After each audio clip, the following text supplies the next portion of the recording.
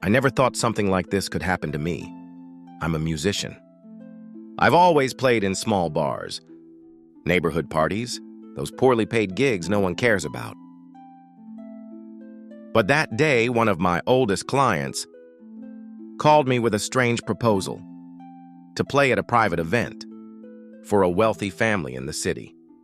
I hesitated. I had never dealt with that kind of people. But the pay was too good to refuse. I confess I felt butterflies in my stomach, just thinking about what awaited me, because I knew none of this would be normal. I arrived at the mansion late in the afternoon, and soon realized the place oozed luxury and power, but in a way that made me feel out of place. The atmosphere was cold, every detail excessively calculated, and I couldn't help but feel watched. And one of them came from the fiancée of a well-known military man in the city. She approached me, and that was the beginning of something I could never have imagined. She smiled as if she already knew me. Her look was piercing, almost unsettling. At that moment, the music no longer mattered. I felt like I had been chosen for something I did not yet understand, the other guests whispered while watching us. Every gesture seemed to hide a secret. The military man's eyes were fixed on me. I knew I shouldn't attract attention, but it was already too late. My guitar felt heavier than ever. Each chord echoed strangely in that hall. The atmosphere seemed charged with something I could not explain. The fiancée did not stop staring at me. Her presence unsettled me, but also intrigued me. I knew something was about to happen. But I never imagined how far it would go. When I finished playing, silence filled the room. No one clapped, they only stared. It was as if my music had unlocked something forbidden. The fiancée approached again, closer this time. Her voice was soft, almost a whisper. She told me she wanted to hear me play in private. I hesitated, but curiosity was stronger. We slipped away from the main hall, down a corridor lit only by dim lamps. Each step echoed like a warning in my chest. She led me to a smaller room, isolated from the rest. Inside, there was only a piano and a chair. She asked me to play something just for her. Her eyes didn't leave mine, not even for a second. I started to play, though my hands were trembling. She closed her eyes as if the melody consumed her. When I finished, she leaned closer. Her words froze me. "You don't belong here." I didn't know if it was a warning or an invitation. Her expression was both serious and tender. Before I could respond, footsteps echoed in the hall. The military man was approaching. Her face turned pale, and she asked me not to say a word. The door opened, and the military man walked in. His gaze moved from her to me with suspicion. "What are you doing here?" he demanded. I tried to respond, but no words came out. The fiancé quickly said I was only tuning my guitar. He stared at us for a long, tense moment. Finally, he told me to leave and return to the hall. My legs trembled as I obeyed.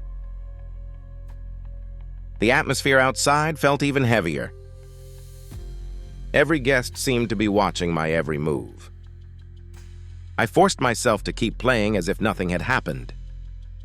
But inside, I was full of questions and fear. Why had she chosen me? What was she hiding from that man? And most importantly, why did I feel unable to resist her? The night went on with forced smiles and cold laughter. But beneath that, tension grew stronger. I noticed whispered conversations stopping when I walked by. It was clear I was now the center of attention. The military man's eyes never left me. His presence was suffocating. But the fiancé's gaze was even more dangerous. It pulled me in like a trap I couldn't escape. At one point, she secretly passed me a note. I hid it quickly in my pocket, pretending nothing happened. My heart pounded so hard I thought everyone could hear it. The note only had a single phrase, "Midnight Garden." I didn't know if I should be terrified or thrilled. The hours dragged on until finally midnight came. I slipped quietly out of the hall. The mansion's garden was lit by the pale glow of the moon. Shadows danced among the statues and hedges. I waited, feeling exposed in the silence. Suddenly she appeared, her steps quick and discreet. She seemed nervous, looking around constantly. Without a word, she handed me another note. This one said, "Trust me, don't ask." Before I could react, she kissed me suddenly. It was brief but intense, like a warning and a promise at once. She pulled away quickly, her eyes filled with fear. "Be careful," she whispered, before disappearing into the shadows. I was left alone, shaken, with the taste of danger on my lips. I returned to the hall, trying to hide my confusion. The guests were laughing, drinking as if nothing had happened. But I could no longer see the night the same way. Every word, every glance seemed like part of a hidden game. The military man clinked his glass, demanding silence. He gave a speech full of pride and authority. Everyone applauded, though their smiles looked forced. I kept my eyes on him, but my mind was on her. What was she risking by getting close to me? Why did she choose me out of everyone there? My instincts told me to run, but my heart refused. Something about her had trapped me completely.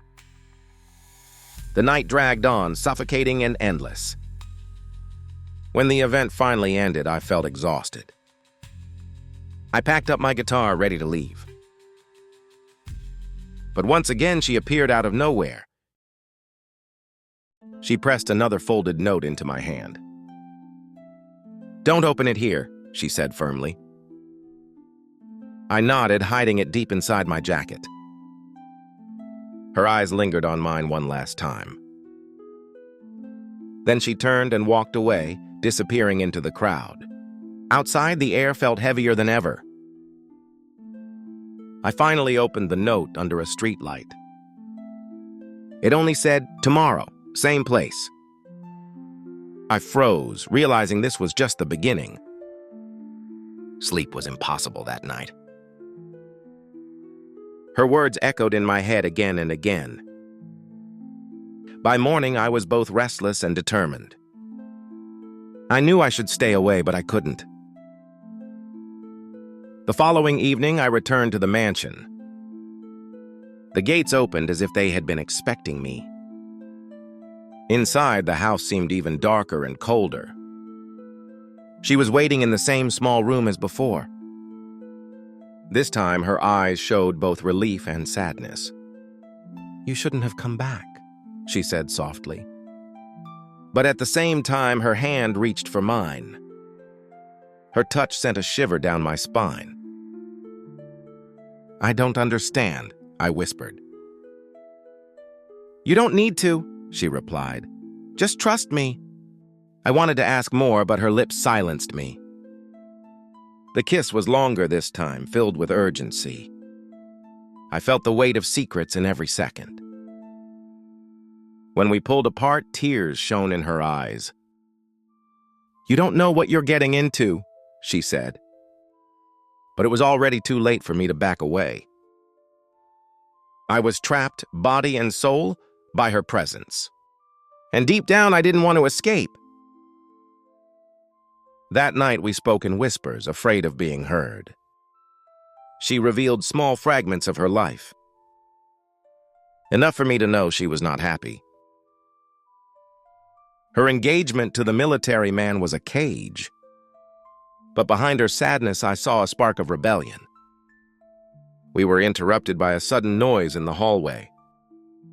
She begged me to leave quickly before someone saw us. I escaped through a side door, my heart racing. The night air felt both liberating and suffocating. From then on, our meetings became secret and brief. Every time, she gave me a new reason not to give up, but also a new danger hanging over us. I lived with constant fear of being discovered. Yet I couldn't resist seeing her again. Her words, her touch were like an addiction. One night, she told me she wanted to run away. Her eyes shone with hope and despair at once. I didn't know how to answer, but I nodded. Deep down, I knew there would be no turning back. The plan was simple but dangerous. We would leave the city at dawn without warning. She would meet me at the station with nothing but a bag. I didn't sleep that night, preparing myself. At sunrise, I was already at the station, waiting. Minutes felt like hours. Finally, I saw her appear, out of breath. She looked around nervously before running to me. But just as we were about to board the train, a strong hand grabbed her arm and pulled her back. It was him. The military man had found us. His eyes burned with fury and betrayal. I froze, unable to react. He shouted at her, accusing her of treason. She cried out, trying to break free. Instinct took over. I pushed him away. For a moment, he stumbled, and we tried to run. But soldiers appeared out of nowhere, surrounding us. It was a trap. She looked at me with despair. I realized she had risked everything for me, and I had no way to protect her. We were separated violently. I shouted her name, but they dragged me away. The last thing I saw was her eyes filled with tears. After that, everything went dark. I woke up in a cell, alone and disoriented. The walls were cold, the air heavy with silence. I didn't know how much time had passed. But the memory of her was the only thing keeping me alive. I promised myself I would see her again, no matter the cost. And in that dark cell, our story had only just begun. Days passed, though I lost track of time. The guards never spoke, only watched me in silence. Food came in small portions, barely enough to survive. At night, I dreamed of her face and her voice. One day, the door opened without warning. Two men dragged me down a narrow hallway. I expected punishment, but instead they took me outside. The light of day blinded me after so long in the dark. There, waiting, was the military man himself. His stare pierced me with contempt. "You don't know what you've gotten yourself into," he said. I clenched my fists, but fear held me back. He spoke of honor, betrayal, and punishment. Every word was filled with venom. I wanted to ask about her, but my voice failed me. He smirked as if reading my thoughts. "She's no longer your concern," he said coldly. Those words cut deeper than any chain. They dragged me back to the cell. But this time, something had changed inside me. I refused to give up, no matter the cost. Each day, I looked for a way to escape. The walls seemed unbreakable, but I kept trying. Hope was the only weapon I had left. One night, I heard footsteps near my cell. A guard slipped a key under the bars. "Run," he whispered before disappearing. I hesitated only for a moment, then took the chance. The corridors were dark, but my determination guided me. I avoided the patrols, my heart pounding. Finally, I found a door that led outside. Cold air hit my face. It was freedom. But I knew I couldn't just escape. I had to find her. I walked for hours, avoiding roads and villages. At dawn, I reached the outskirts of the city. Every street felt dangerous, every corner a trap. Still, I pressed on, asking discreetly for news of her. Most people turned away in fear. But one old woman whispered an address to me. A house on the edge of town, far from curious eyes. I hurried there, my heart filled with both fear and hope. The door creaked as I pushed it open. Inside, shadows stretched across the room. And there she was, sitting by the window. Her eyes widened the moment she saw me.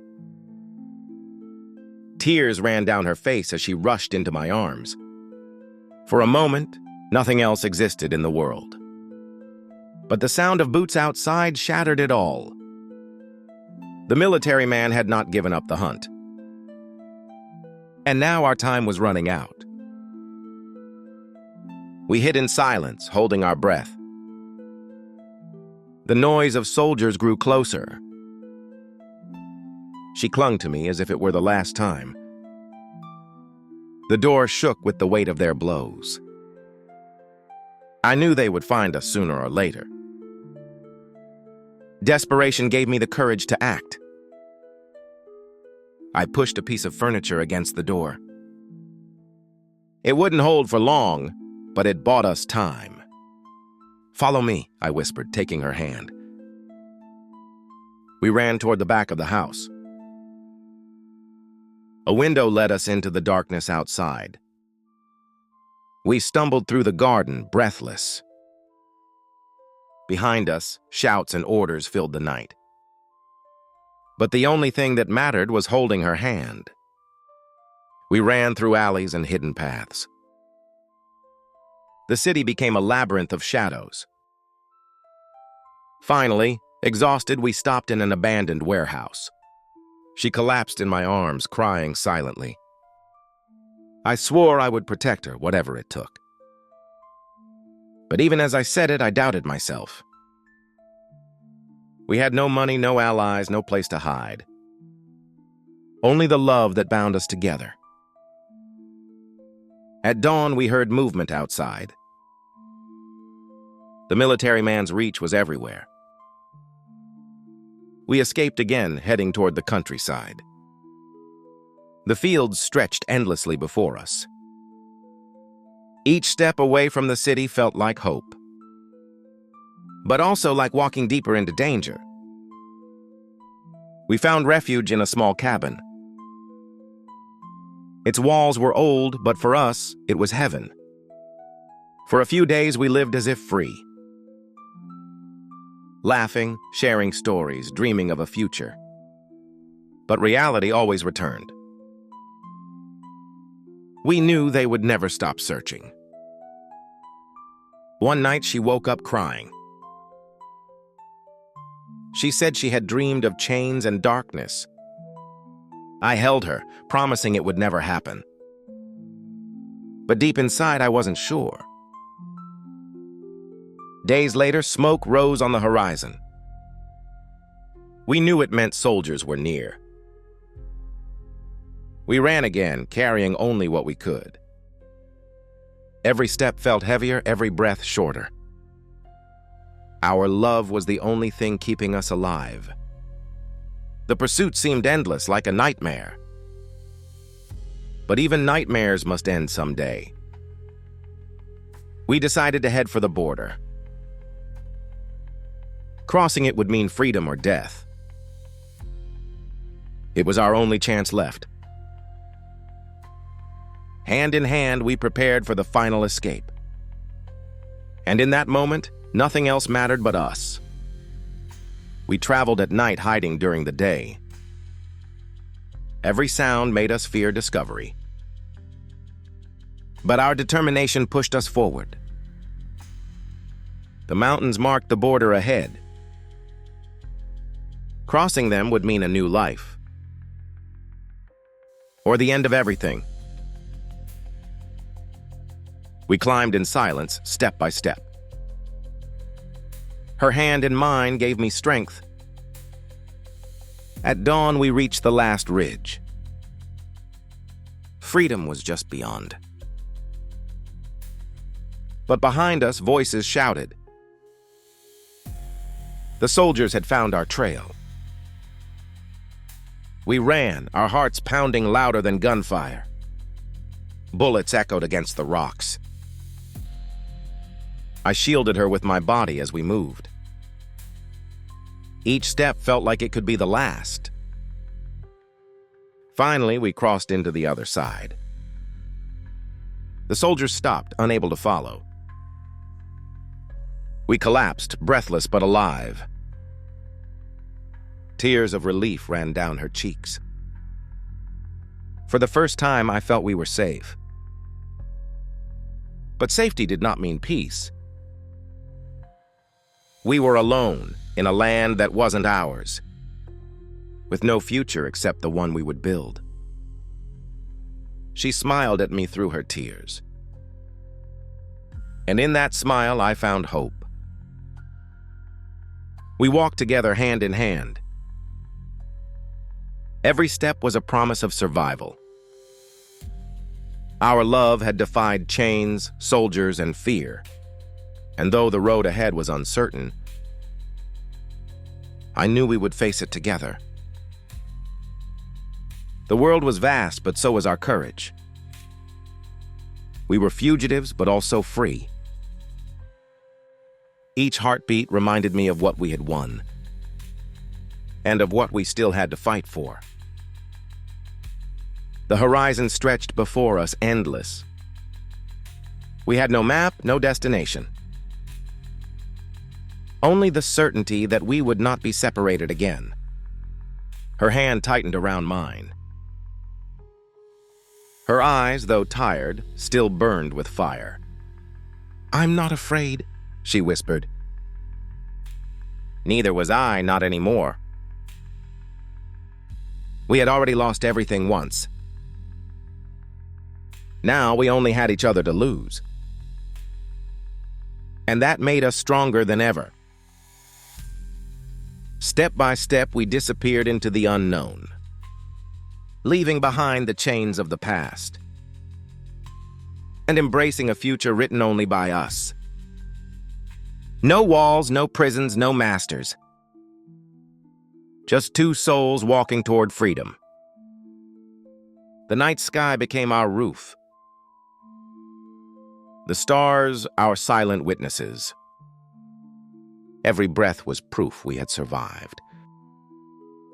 And every glance between us was proof we would endure.